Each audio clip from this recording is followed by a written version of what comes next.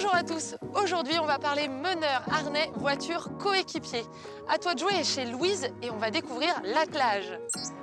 Dis-moi Louise, il y a une tenue particulière pour pratiquer l'attelage? Bah écoute, comme t'es là, c'est très bien. Du coup, on monte pas à cheval, donc t'aurais pu être en jean. Mais là, ça va être parfait. Moi, en revanche, par contre, je vais me changer. Ok. Allez, c'est parti.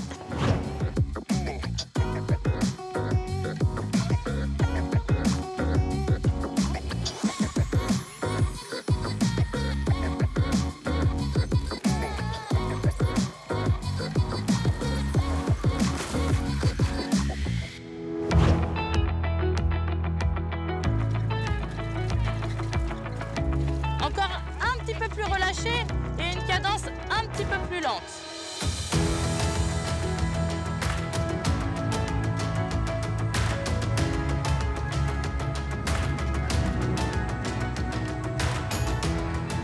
Pour pratiquer l'attelage. Au fait, avant d'être un sport, l'attelage c'était surtout le moyen de locomotion incontournable dans l'histoire de l'humanité. Je disais donc, pour pratiquer l'attelage, il te faut une voiture d'attelage. Tu sais qu'il a fallu attendre les années 1970 pour voir cette pratique revenir à la mode version sport. Bon, je peux terminer là? Pour pratiquer l'attelage, il te faut aussi un harnais, un ou plusieurs chevaux ou poneys, mais ça, le club te met tout à disposition. Une fois équipé, sache que cette discipline se compose de 3 épreuves. Il y a le dressage et la maniabilité, qui se déroule sur une carrière de 40 par 80 mètres. Il y a aussi le marathon, un parcours en terrain varié qui mêle régularité sur 5 à 10 km et enchaînement technique à réaliser le plus vite possible. Allez, en route pour le slalom. Allez, c'est parti.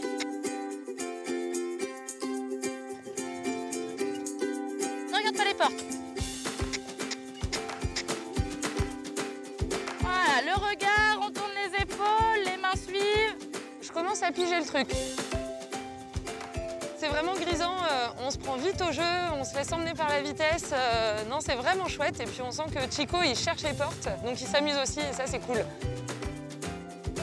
Allez, on va passer au scanner de l'attelage. Dis Zoé, c'est quoi le scanner? Le scanner, c'est tout ce qui est sympa dans cette discipline et on va voir ça avec les meneurs. Je préfère le marathon parce qu'il y a de l'adrénaline, de la vitesse. J'aime bien être là, faire la groom, c'est-à-dire être derrière. C'est une discipline complète, surtout pour le cheval, oui. C'est un sport d'extérieur. C'est ce que j'aime dans l'équitation en général et dans l'attelage en particulier. On sent la puissance du cheval, on sent les coups d'accélération, c'est super agréable. On sent la vitesse et c'est pour ça qu'il faut bien s'accrocher. C'est que du bonheur.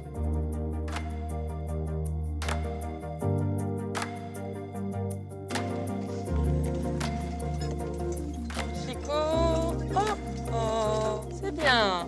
Bon, Louise, je te propose qu'on fasse une petite pause et qu'on passe à l'interview. Pas de problème. Super.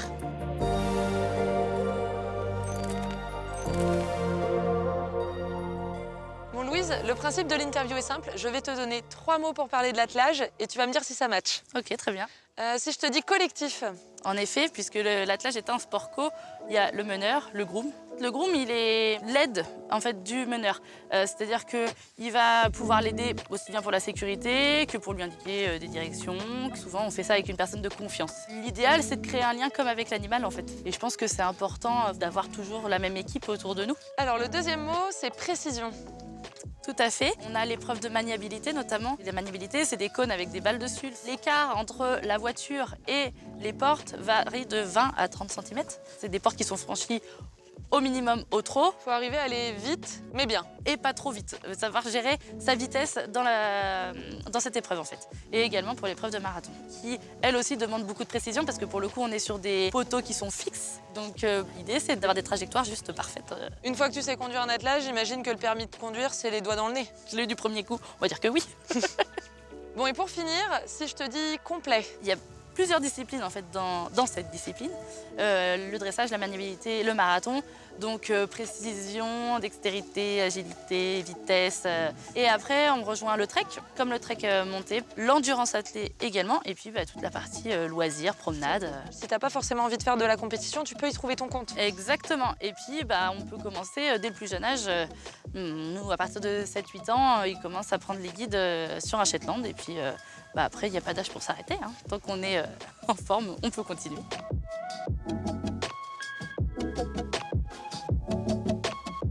Et voilà, si toi aussi ça t'a donné envie de monter en voiture et de découvrir l'attelage, tu peux retrouver tous les clubs de ta région sur le lien juste ici. Et nous, on se dit à très vite pour une nouvelle discipline.